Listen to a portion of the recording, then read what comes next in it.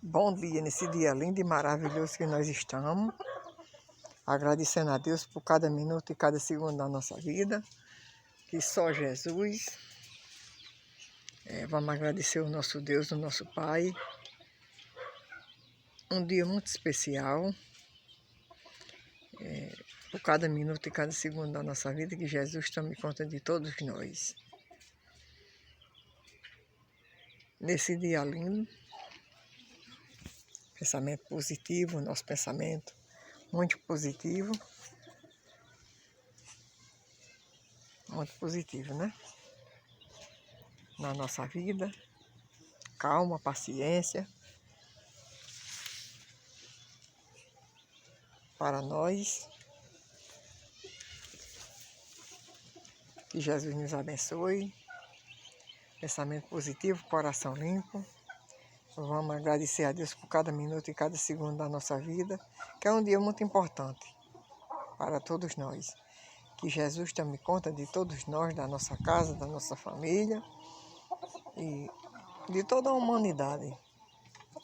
Esse planta lindo, agradecer a Jesus por esse céu lindo e maravilhoso, por essas plantas lindas, pela obra da natureza, por todo o universo e por todos nós. Jesus tome conta de nós, nos abençoando, nos guardando e nos defendendo de tudo quanto for ruim. Meu Pai, nós estamos mais num novo dia, só agradecendo a Ti, meu querido Pai, por cada minuto e cada segundo, que tem misericórdia de nós e do mundo inteiro. Misericórdia, meu Pai, de todos nós e do mundo inteiro. Vamos ter misericórdia. Misericórdia de todos nós e do mundo inteiro. Meu querido Pai, muito obrigado por esse dia lindo e maravilhoso. Por cada minuto e cada segundo da nossa vida.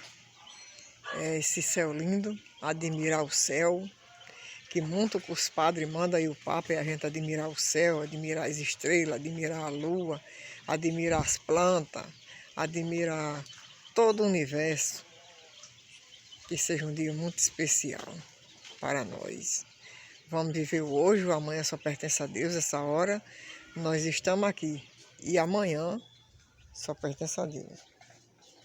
E, contanto, vamos viver o hoje, porque é um dia muito especial na nossa vida.